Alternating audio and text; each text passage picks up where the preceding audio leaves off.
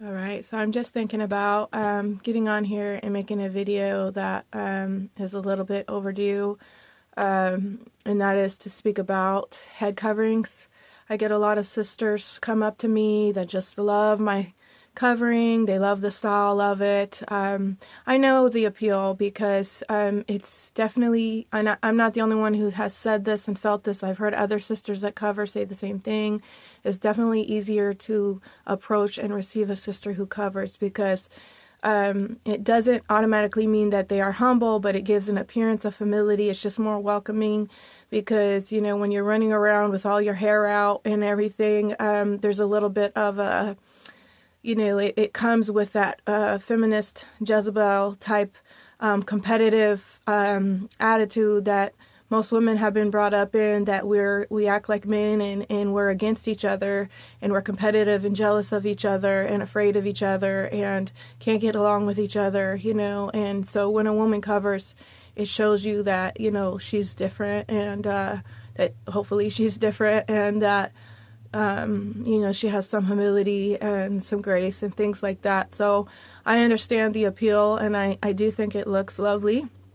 And, you know, there's also the fact that you don't have to do your hair. You can just pile it up under there and throw it on top. So there's many things that are great about it, you know, and I get a lot of sisters come up to me and ask me, it's so funny because I feel like I just do mine very simply, but they want to know how to wrap it like that. And so I'm willing, you know, to show them. But I think the more important thing is, why are you covering? And I mean, if they cover, that's great, even if they don't understand the real reason. But so I want to do a video. Maybe I'll break it down into a few videos just for the sake of time and space on my phone. But first and foremost, the Most High led me to this. He did use another ministry a little bit, but he was already working on me. So this is kind of a lengthy testimony of all that he has taught me along the way with my head wrapping journey. So I started covering like before I married my husband, and we're coming up on our 6 years. So it was like I came into the Torah like probably like 6 months before meeting him. I had just come in, I think it was 2018, Sukkot, right before Sukkot. So I had started covering around then or shortly after that. And so to back it up, before I started covering, you know, and before I was waking up to all the truth, excuse me, I was in a Christian church, and, you know, he was working on me about different things, and just, you know, little here and little there. And one of them was, you know, even though I wouldn't wear short shorts ever, I still wore, you know, coming out of the world and into believing the scriptures and trying to follow the Most High. I would still wear tight jeans, stiletto heels, you know, nice little blouses, and I would do my hair and my makeup all up, you know, and I didn't feel wrong about that at all. I wasn't convicted about it, you know, but just because you're not convicted doesn't mean you're okay. But he is gracious, because I've heard a lot of sisters, well, I don't feel convicted about it. So, but your feelings are not a basis for truth. So I didn't feel anything wrong with it. But eventually the Most High showed me, you know, because that's what you have all over Christianity, is a lot of worldliness, right? Because it's really not the way.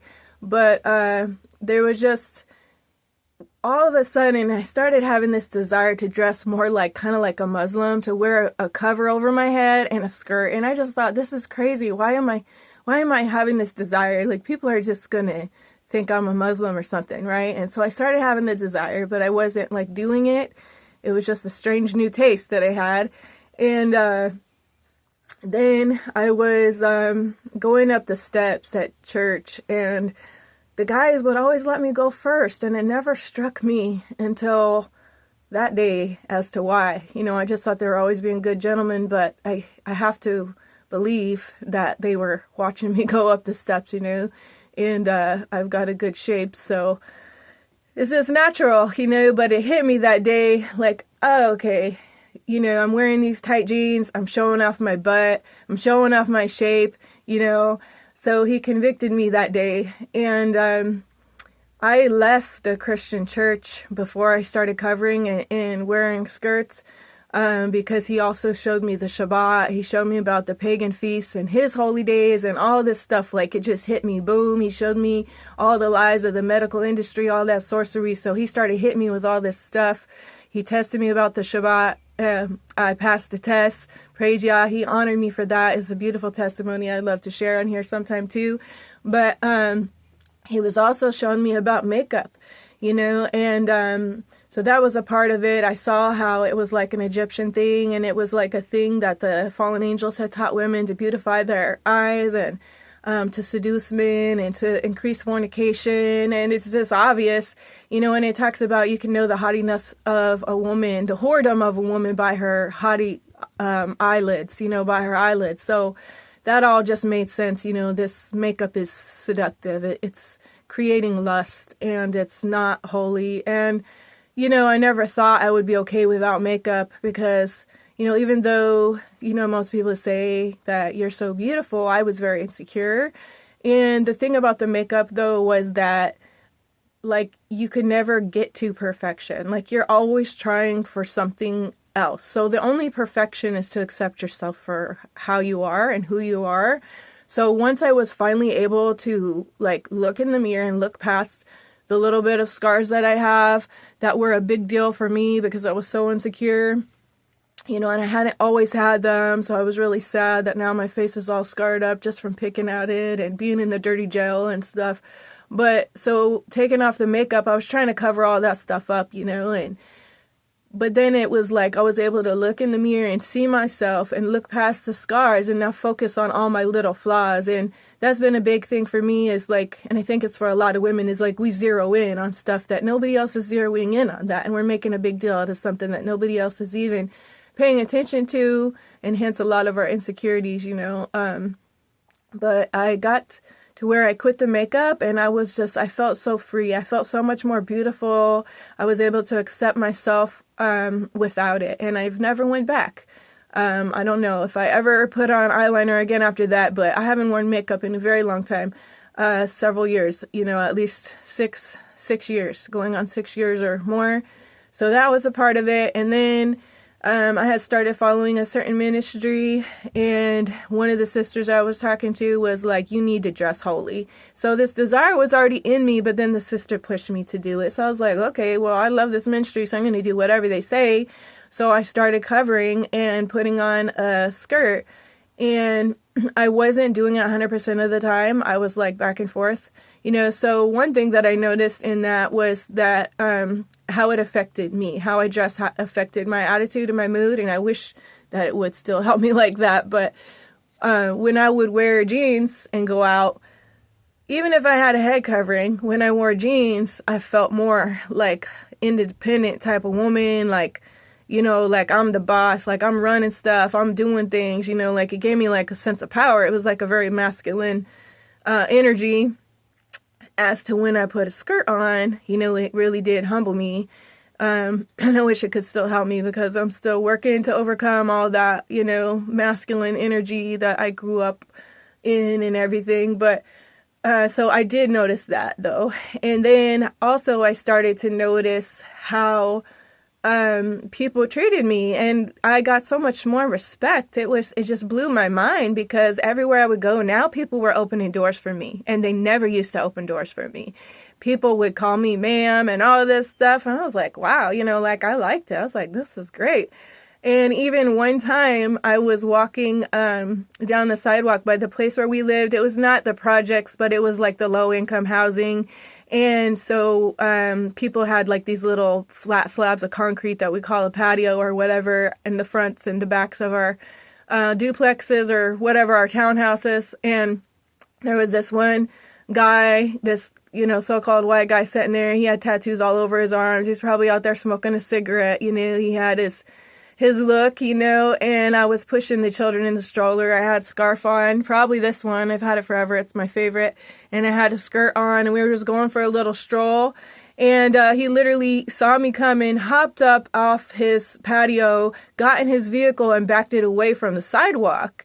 And I was like, wow, he moved it out of my way. It was not even in my way, but I felt like he rolled out the red carpet. You know, it was so crazy. And I've had many experiences like that, and it continues. So, you know, where we live now, there's been more than once, and one time specifically that really stands out to me, where I went like into Walmart, and especially the more I'm covered, like long sleeves, like my dress flowing down to the ground, like the more covered you are, the more it's like people see you like, oh, this person, they're royalty, they're from another planet, oh, like this looks like a queen or something. Like they just give you this look. And this one time I went into Walmart, and I swear everybody, I kind of get this a lot. Like people just stare at me a lot, and it's a little embarrassing, but I was just like, praise yeah, you know, because I went into Walmart and everybody was like taken back and staring at me.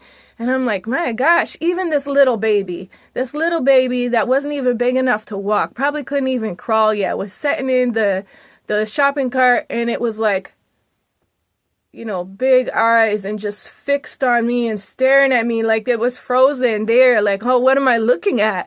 And I just thought, oh my gosh, what's going on? You know, like, so it has to be the way that I dress, you know? So that's been one interesting thing. But, so eventually I started, dressing this way full time. And at that point, because I was learning all the lies of Christianity, I was like, you know what? I don't care if they think I'm a Muslim. I'd rather look like a Muslim than a Christian. So, you know, they seem to have a little bit more strictness and holiness in many ways compared to Christianity. That's just completely worldly and lukewarm. So I was like, okay, it's cool. They can think what they want. But then over time, he started also showing me in the scriptures why to head cover. So I think I will leave all of those for another recording, just so I can have this broken down into smaller parts.